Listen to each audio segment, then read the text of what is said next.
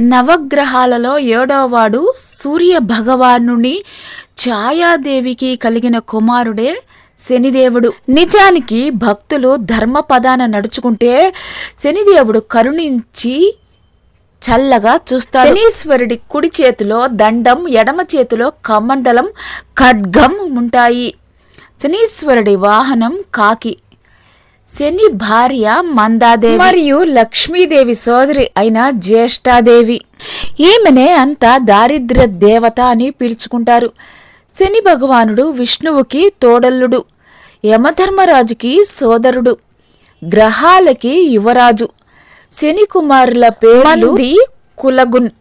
ఇక నలుడు, హరిశ్చంద్రుడు, పురూరవుడు, సగరుడు, కార్తవీర్యార్జునుడు ఇంకా అనేక మంది శనిదేవుడి వలన కష్టాలు పొంది మరల మంచి ప్రవర్తనతోటి సుఖాలను పొందారు. శనిదేవుడి దూషణ సర్వ దేవతలను తిట్టడంతో సమానం. ఆయనను పూజిస్తే సకల దేవతలను పూజించిన ఫలితం ఉంటుంది. త్రేతాయుగంలో లంకలో రావణుడి ఆధీనంలో ఉన్న ఆంజనేయుడిని శనీశ్వరుడు విడిపించాడు. అందుకే హనుమతి దీక్షలో ఉన్న వారిని మందుడికి ఇష్టమైన నల్లని దుస్తులు ధరించే అయ్యప్ప భక్తులను ఎప్పుడు శనీశ్వరుడు బాధించడు. మహారాష్ట్రలోని శనిసింగనాపూర్ గ్రామంలో ఉన్న శనిదేవుడి ఆలయం ఒక అద్భుతమైన పుణ్యక్షేత్రం. ఇక్కడి దైవం భూమి నుంచి స్వయంగా ఉద్భవించిన నల్లటి రాతి విగ్రహం.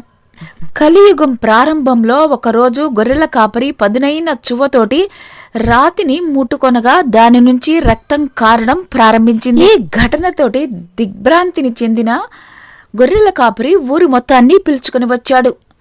ఆ అద్భుతాన్ని గ్రామ ప్రజలందరూ చూశారు. ఆ రాత్రి గొర్రెల కాపరి కలలో శనీశ్వరుడు కనిపించి తాను శనీశ్వరుడిని అని రాతి విగ్రహంలో వెలిశానని చెప్పాడు.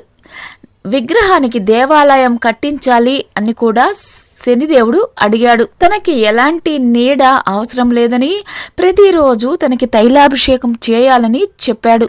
అంతేకాకుండా తన వలన ఈ గ్రామానికి ఎలాంటి దొంగల భయం ఉండదు అని కూడా చెప్పాడు. అందుకే ఈ గ్రామానికి దొంగల భయం లేదు. ఈ ఆలయానికి ఎలాంటి కప్పు కానీ దేవాలయం గోపురం గాని శనిదేవుడికి ఉండవు.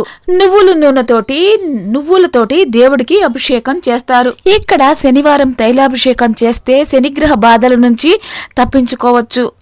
అలాగే శని దశలో శివుడిని పూజించిన శని బాధలు ఉండవు.